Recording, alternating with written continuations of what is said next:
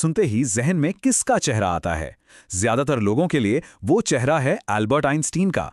लेकिन कमाल की बात यह है कि उनकी असाधारण कहानी उनकी मौत पर खत्म नहीं हुई, बल्कि सच तो यह है कि ये तो उनके सबसे कीमती अंग यानी उनके दिमाग के एक बहुत ही अजीब, एक अविश्वसनीय सफर की बस शुरुआत थी।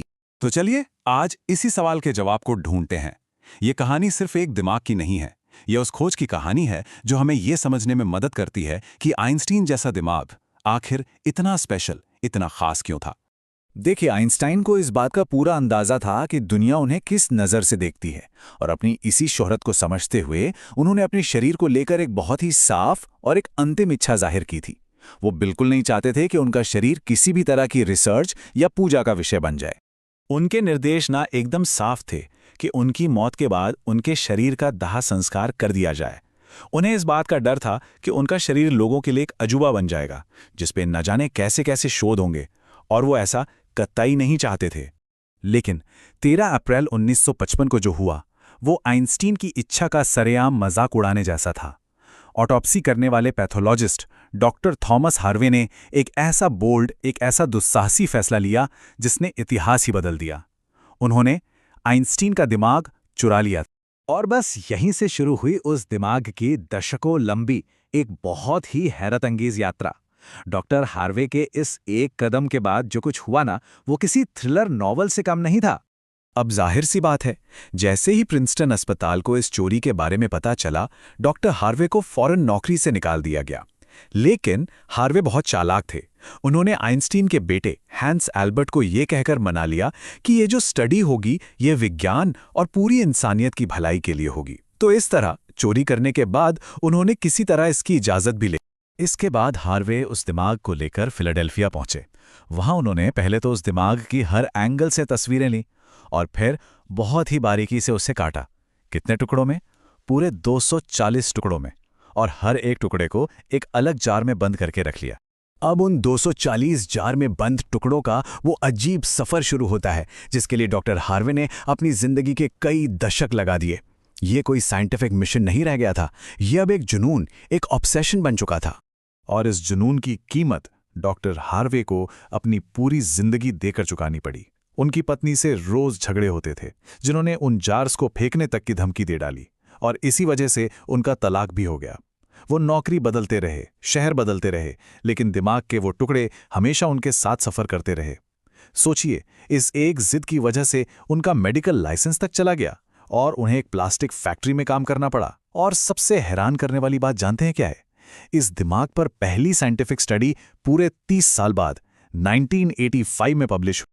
तो सवाल ये उठता है कि क्या 30 साल के इतने लंबे इंतजार का कोई फायदा भी हुआ? जवाब है हाँ, बिल्कुल हुआ।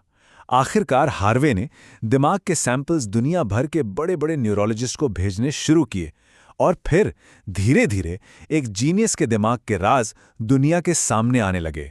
साइंटिस्ट ने जो पहली और सबसे बड़ी खासियत नोटिस की वो दिमाग के एक हिस्से में थी जिसे कहते हैं कॉर्पस कैलोसम। अब ये क्या है? इसे आप एक तरह का सुपर हाईवे समझ सकते हैं जो दिमाग के लेफ्ट और राइट दोनों हिस्सों को आपस में जोड़ता है।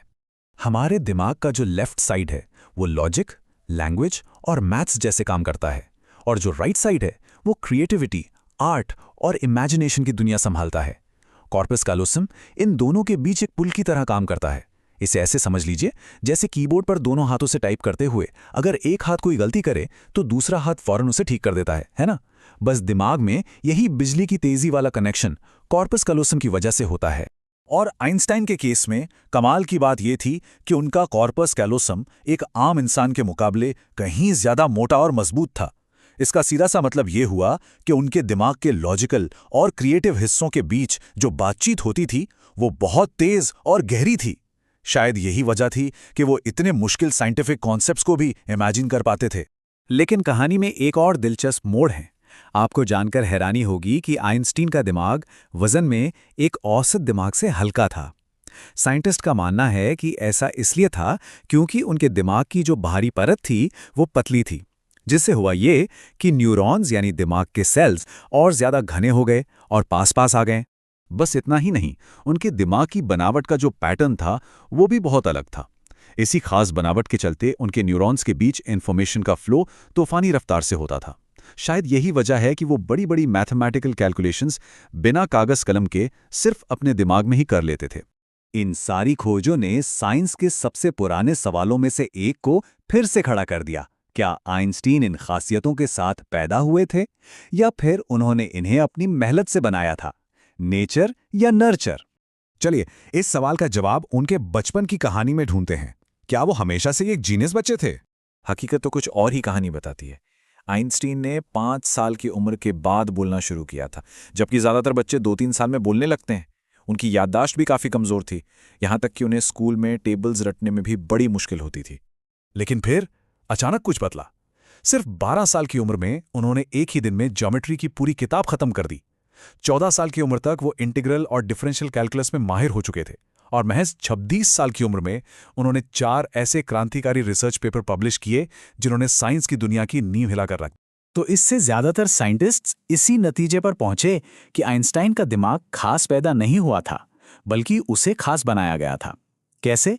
ब्रह्मांड के रहस्यों को सुलझाने के उनके जुनून और जिंदगी भर की मेंटल एक्सरसाइज ने उनके दिमाग को वो असाधारण शक्ल दी थी।